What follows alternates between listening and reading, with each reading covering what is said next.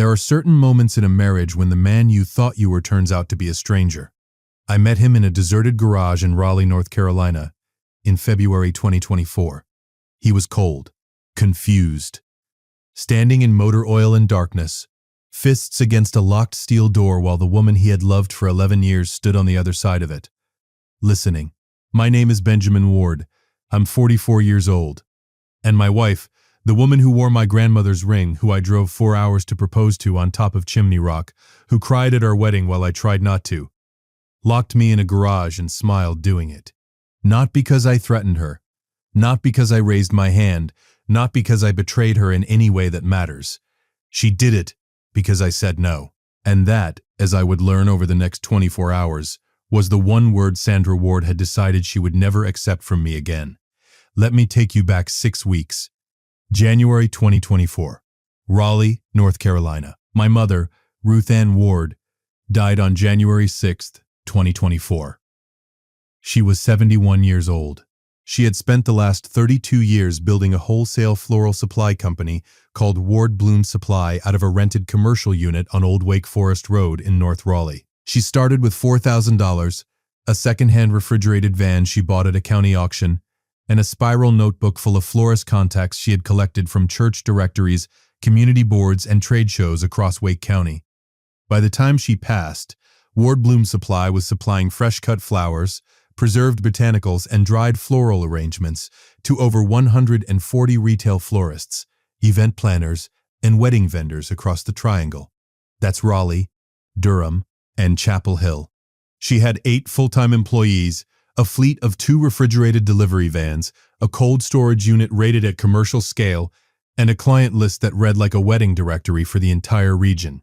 She built that from nothing, from 40 years old, with bad knees and a plastic organizer full of business cards. I watched her do it. I helped her do it on weekends when I was in my 20s, loading vans, running invoices, driving deliveries to Chapel Hill florists during the Christmas rush. I loved that company the way you love something that smells like your mother. She left it to me, 100%, in a properly executed will, reviewed and notarized in October 2023, just 3 months before she passed. I didn't know that when she died. I was too deep in grief to think about paperwork. But Sandra knew. Somehow, she knew before the attorney even called me. I didn't find that suspicious at first. I thought she was being supportive. I thought a lot of things about Sandra that turned out to be wrong. The will was read on January 19, 2024, in the office of my mother's attorney, Gerald Tate, on Glenwood Avenue in downtown Raleigh. Sandra sat next to me with her hand on my knee. She wore a dark gray blazer. She looked composed, careful. She was too composed for a woman who had just lost her mother-in-law 3 weeks earlier. I noticed it.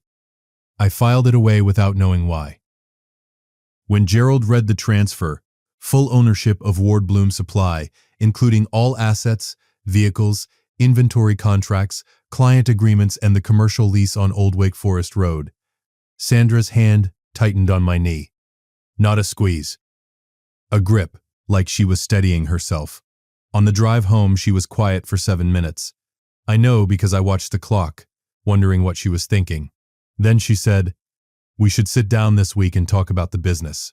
"Sure," I said. "I'm still figuring out what I even want to do with it." She nodded. "We should probably get ahead of it sooner than later." I assumed she meant logistics. What to do with the lease, the employees, the inventory, whether to keep it running or sell. I was 44 years old. I worked in commercial real estate, and I had no experience running a floral supply operation. Those were the practical questions I thought she was raising. She was not raising practical questions. The first conversation happened the following Tuesday, January 23rd. We sat at the kitchen table on Whitaker Mill Road, the house we had bought together in 2018, and Sandra slid a single printed page across the table. It was a draft business management agreement. It assigned operational and financial authority for Ward Bloom Supply to Sandra Ward, effective upon my signature, for an initial term of 5 years. I stared at it. "What is this?" "A solution," she said.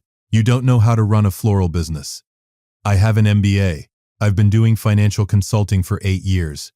I can take it from where your mother left it and grow it into something real." You keep your real estate job. I run the company. We both benefit. Sandra, my mother left this to me, and you're overwhelmed.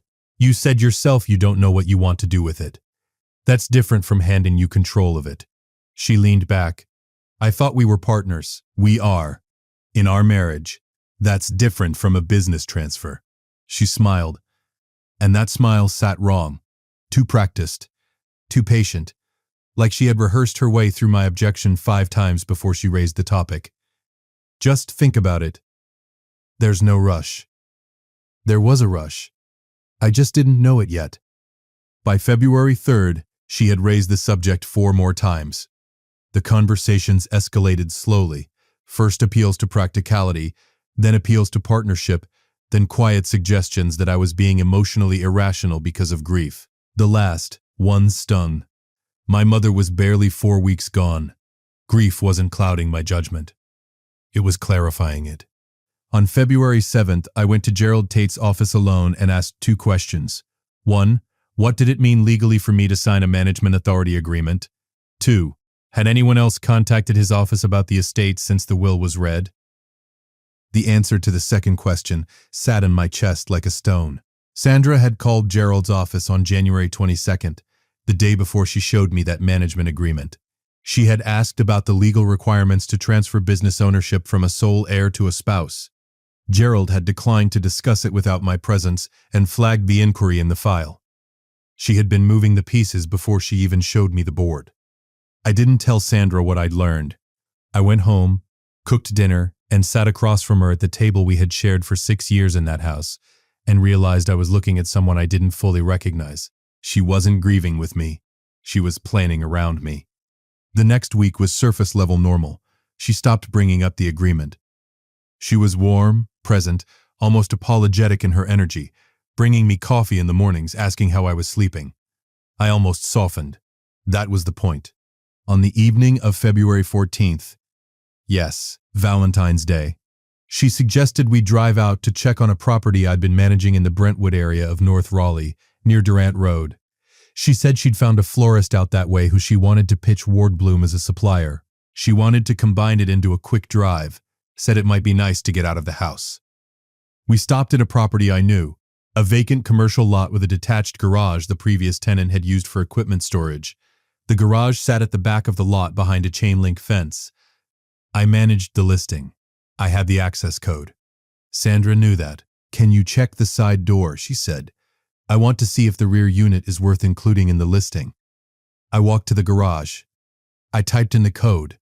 I pushed the door open. I stepped inside. The door slammed. I turned around. The lock engaged from outside. A padlock, not the original keypad.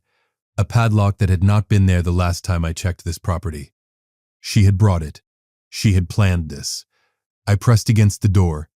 "Sandra, open the door." Her voice came through the gap at the bottom, calm as a Sunday morning. "We're just going to have a conversation, Benjamin. Open the door. As soon as you agree to sign the agreement, I'll open the door. It's one signature. It doesn't even take away your ownership. It just gives me authority to operate it. You locked me in a garage. I gave you a quiet place to think." I checked my jacket pocket. My phone was gone.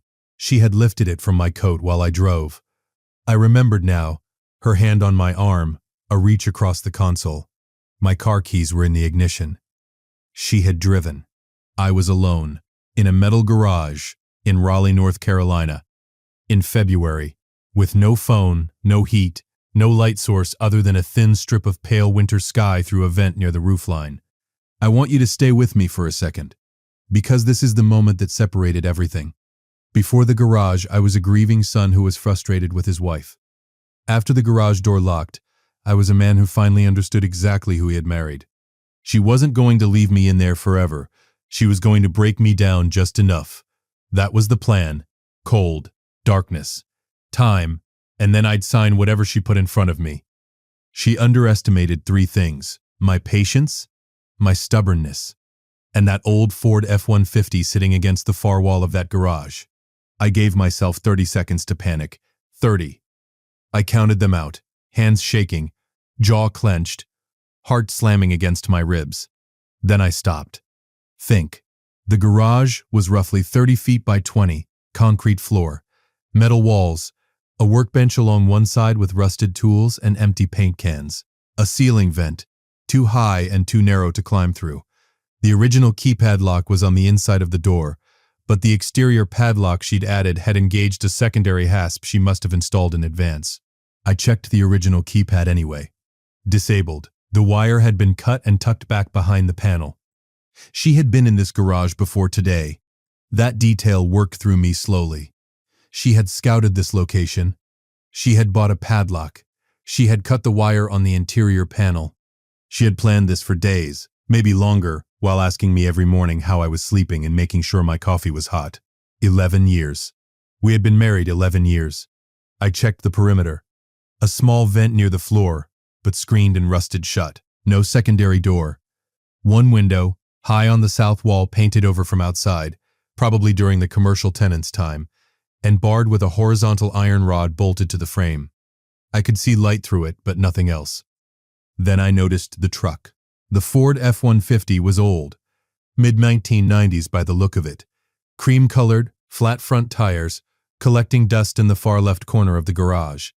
The previous commercial tenant had apparently left it behind when they vacated. It had been on the property records as abandoned equipment, something I had noted and never escalated to the landlord. The cab was unlocked. I climbed in mostly to get off the cold concrete floor. The bench seat had an old work blanket folded against the passenger door. I pulled it around my shoulders and sat there in the dark cab of a dead truck and tried to decide what I was going to do. She'll be back in the morning, I told myself. Or someone will see the property listed and call the office. Or Gerald Tate will notice something is wrong. None of those were fast enough. It was February in the mid-40s outside, colder inside the unheated garage. I could already feel it settling into my joints the way cold does when there's nowhere for your body heat to go. I started the mental inventory. What did I know? The landlord checked the property maybe once a month. Nobody else had a key or a code except me. And Sandra now, apparently.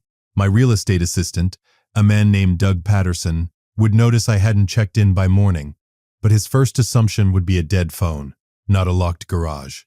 But there was one person. Her name was Rochelle Tatum. She was my mother's operations manager at Ward Bloom Supply. 61 years old, 22 years with the company, and the single most practical human being I had ever known. After my mother passed, I had asked Rochelle to keep the business running on a month-to-month basis while I figured out next steps. She had my emergency contact information on file at the business because Mom had insisted on it. If Benjamin ever goes quiet, call Rochelle, was something my mother had said to me more than once. Rochelle also had a landline at the Ward Bloom office. Not a cell number, a landline. Old habit. My mother had kept it if there was any way to reach someone from inside this garage. It had to be that landline. And that was when I looked down at the Ford's center console and saw it. A CB radio mounted under the dash. Old, dusty, unplugged from the dashboard power, but with a detachable handset still clipped to its mount, and a power cord coiled in the console. A commercial CB radio. This model, I recognized it as a Cobra 29 LTD. A standard long-range CB common on commercial work trucks, ran on 12-volt power from the vehicle. The truck had no engine power, but the battery might still hold enough charge to operate the radio. I pulled the handset. I found the power cord. I plugged it into the vehicle's 12-volt accessory port below the dash. The radio clicked. A red light came on. Faint, but on. I tried channel 19 first, the standard trucking frequency used on most American highways, nothing but static and a distant diesel engine somewhere miles away. I tried channel 9, the emergency channel designated by the FCC for CB radios. Static, then a voice. Scratchy, broken, but human. Any unit on 9, confirm location if you need. I pressed the transmit button. This is a civilian. I'm locked inside a garage on a commercial property near Durant Road in North Raleigh. I need someone to call. The battery cut out. 10 seconds of power. Maybe less. The red light was gone. I sat in the cold cab of that truck and waited. And I thought about my mother. She used to say the hardest thing in any business wasn't the finances or the competition. It was learning which people you could trust absolutely. Most people, she said, are good, but a few aren't. And the dangerous ones don't announce themselves. They bring you coffee and smile while they do it. Mom, I thought, you tried to warn me about everyone except the person sleeping next to me. I pulled the blanket tighter and settled in for the night. At some point around 3 a.m., I stopped being angry and started being strategic. That shift, from emotion to calculation, was the thing that saved me. Not the radio, not the blanket, not even the call that eventually came. What saved me was the moment I decided to stop pounding on the door and start thinking about what Sandra was planning to do next. Because she wasn't just improvising. She had a timeline. I could feel it. She had locked me in on the evening of February 14th, Valentine's Day, which in hindsight was either deeply ironic or deeply deliberate. The Ward Bloom business had a lease renewal coming up at the end of February. If she could present signed transfer documents to the landlord and the business bank account, First Citizens Bank on Six Forks Road in Raleigh, before that renewal date, she could establish herself as the operating authority before I had time to contest it. The lease renewal paperwork required the signature of the controlling owner. That was me, or it would be her if I signed. She needed my signature, yes, but she also needed me cooperative enough to not immediately call Gerald Tate and report what had happened. That's why the garage wasn't a permanent trap. It was a pressure cooker. Get me cold, get me scared, get me weakened enough that signing felt like relief. She wanted me compliant, not dead. Understanding that kept me calm in a way nothing else could have. I wasn't in mortal danger. I was in a psychological negotiation, and I had just decided I wasn't going to lose it. I kept my body moving. I walked the perimeter of the garage every 20 minutes in the dark, counting steps. 20, 2 steps across the long wall, 14 across the short. I did shallow lunges against the workbench to keep my legs from stiffening. I talked out loud to myself, which sounds unhinged, but it kept my mind from spiraling. I narrated what I was going to do when the door opened, not if, when. Around 5:30 a.m., I heard tires on gravel outside. I went still, a car door, footsteps on the concrete outside the garage. Then Sandra's voice, closer than before. She had apparently slept in her car on the property all night, or nearby. Benjamin, are you ready to talk? I walked to the door, slowly, deliberately. Open the door, Sandra. Are you going to sign? I kept my voice even. Open the door and let's discuss it properly. I can't think straight in the cold. A pause. Then, I just need one signature. That's all. Then we go home. We have breakfast and we move forward. Sandra. I put my palm flat against the metal door. I want you to think very carefully about what you've done. Not what you want, what you've done. There's a difference. Another pause, longer this time. Then footsteps moving away, back to the car. A door closing. She wasn't ready to open it yet. She thought I was softening. I was stalling. Because while I'd been walking the perimeter in the dark, I had made one discovery I hadn't fully processed until now. The workbench along the east wall had, under a layer of grime and old shop rags, a pegboard mounted to the wall. On the pegboard, amid rusted wrenches and empty hooks, was a single item, a square piece of paper, folded in half and stuck behind a hanging socket wrench. It had been there long enough to yellow at the edges. It was a property lease notice from the original tenant, with a phone number on it, stamped 2019, 5 years old, not useful. But behind it, wedged between the pegboard and the wall, was something that was a white plastic emergency whistle on a cord. The kind you put in a first aid kit. Standard issue. I had it in my hand by 6 a.m., standing on top of the workbench, pressing my face as close as I could to the wall vent near the roofline. The vent opened to the north side of the property, facing a service road that ran behind the commercial lots on Durant Road. At 6:45 a.m., I heard it. Tires and an engine. Something heavy. A delivery truck making early rounds on a commercial route. I blew that whistle as hard as I could, for 30 seconds. The truck slowed. I heard it. The engine dropping from a moving tone to idle. I blew again. The truck stopped. Doors. A man's voice, gruff. cautious. Hello? Somebody there? In the garage, I shouted. Locked in. Call 911, please. Call 911. His voice again, retreating slightly. He was on his phone. Yeah.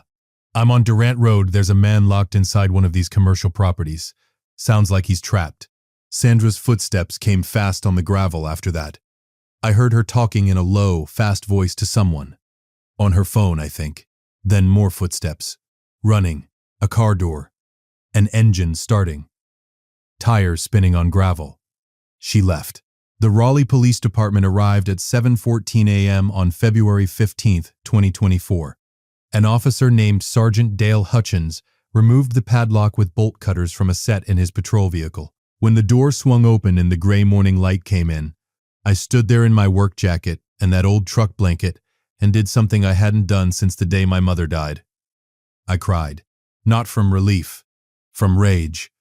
Because standing in that doorway, finally breathing fresh air, I understood everything. Sergeant Hutchins sat me in the back of his patrol car with the heat running and took my statement.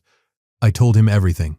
The management agreement, the escalating pressure, the lifted phone, the premeditated padlock, the cut wire on the interior keypad. Sandra's voice through the door asking me to sign. He was quiet for a long moment. Then he said, "Mr. Ward, this isn't a domestic dispute. What you're describing is unlawful imprisonment."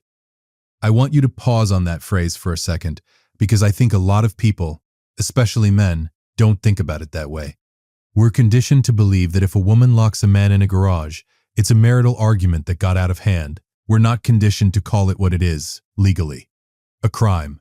Sergeant Hutchins did, without hesitation. The officers located Sandra within 2 hours. She had driven to a friend's house in Garner, about 15 miles south of Raleigh. When they brought her in for questioning, she told them the whole thing was a misunderstanding, that I had gone into the garage voluntarily, that she had thought I was still inside when she left, that she had no idea the door had locked. Which would have been more convincing if the bolt cutters hadn't removed a padlock, a brand new master lock number 3, that had been installed on a hasp that was not on the property lease record and had not been there during my last property check 2 weeks earlier. Someone bought that padlock, someone installed that hasp, someone disabled the interior keypad. Sandra was released pending investigation. She retained a criminal defense attorney by that afternoon. I spent the morning of February 15th at Wake Med North Hospital on Falls of Noose Road in Raleigh. Mild hypothermia, dehydration, bruised knuckles from hitting the door in the first hour. The attending physician kept calling me "sir" in the way that people use it when they're concerned, but trying not to show it. My real estate assistant, Doug Patterson, was at the hospital by 9 a.m. He had been trying to reach me since 8:30 the previous evening and had apparently driven by both the office and our house before calling Raleigh PD at 6:58 a.m., which meant his call and the delivery driver's call hit dispatch within minutes of each other. Doug is 31 years old, quiet, relentlessly dependable, and he stood in that hospital room and said absolutely nothing for about 90 seconds before he managed, "I knew something was wrong when you didn't answer the property alert. Thank you for calling them," I said. He nodded. "What do we do now?" I thought about that. Call Rochelle Tatum at Ward Bloom. Tell her to change all the locks and access codes today. Nobody goes in or out without her direct authorization. Doug had the phone to his ear before I finished the sentence. Rochelle answered on the second ring. When Doug handed me the phone, and I heard her voice. Steady, no nonsense, the same voice that had been running my mother's warehouse for 22 years. I almost managed to smile. "Benjamin." One word, loaded with everything. "Hey, Rochelle. I heard. Doug told me, are you all right? I'm better than I was at 3 in the morning. A beat. She went after the business. Not a question. Yes. I figured. She called me last week asking about the lease renewal process. Said she was asking on your behalf. I told her to have you call me yourself." She called Rochelle. Sandra had tried to work around me from every direction. Gerald Tate. The bank. Now Rochelle. Change the codes. I said, "All of them." "Already done," Rochelle said. "I changed them the second Doug called. 22 years. My mother had chosen her people carefully. She had left me good ones. Over the next 2 weeks, the picture that emerged was worse than I had imagined in that garage. Gerald Tate reviewed the estate file at my request and found that Sandra had also placed an inquiry with First Citizens Bank using my name, asking about the process for adding a cosigner with operational authority to a business account. The bank had flagged the call as incomplete and misfiled it, but it was there. She had also, through a contact I couldn't immediately identify, sourced a real estate attorney in Durham who had drafted a full business transfer agreement, not the 5-year management authority she had shown me at the kitchen table, but a complete, permanent ownership transfer document dated January 28, 2024, 8 days after my mother's will was read. The document was notarized and ready. It required only my signature. My name had already been typed in the right font, in the right place, like they had already rehearsed me signing it. The Raleigh PD investigation, assisted by a digital forensics firm, traced her correspondence. She had been in contact with a real estate investor named Kevin Pruitt out of Durham, not a florist, not a floral industry buyer, but a commercial property investor with a portfolio of small businesses in the Triangle. Pruitt had an interest in the Ward Bloom supply lease and client book. He had apparently approached Sandra about a possible acquisition sometime in December 2023, before my mother died. Before she died, some betrayals don't start after the funeral. They start while you're still sitting in hospital waiting rooms. I'm going to let that sit for a moment, because I think it's important. Sandra hadn't become opportunistic when she learned about the inheritance. She had been planning with Pruitt while my mother was still alive, banking on an outcome she had decided was inevitable. She hadn't been grieving with me. She had been managing a timeline. The morning of February 29, 2024, a leap year, as it happened. I walked into Gerald Tate's office on Glenwood Avenue and spent 2 hours going through what the investigation had produced. Gerald is a measured man. He uses words like concerning and noteworthy when other attorneys would use words I can't say on this channel. But that morning, he looked at the timeline we had assembled and said, plainly, Benjamin, your wife attempted to steal your inheritance, and when that failed, she committed a felony. I know. You need a family law attorney in addition to Gerald, and possibly a separate civil attorney for the business claims. I know that too. He paused. How are you doing? Outside of this. I thought about that for a second. About the garage. About the blanket. About my mother saying a few people aren't good, and the dangerous ones don't announce themselves. I'm clear, I said. That's the best I can offer right now. I retained a family law attorney named Patricia Osei, who practiced out of an office on Hillsborough Street in Raleigh. She was 52, direct, and had the kind of calm that made you feel like she had handled worse things than your situation before 9 a.m., and would handle several more before lunch. She reviewed the criminal investigation, the draft transfer documents, the bank inquiry, and the Kevin Pruitt correspondence. And she looked at me and said, "Do you want to try to save the marriage?" No.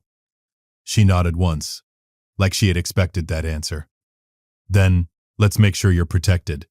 On March 4th, 2024, Sandra Ward was formally charged with unlawful imprisonment, criminal conspiracy to commit fraud, and fraudulent impersonation.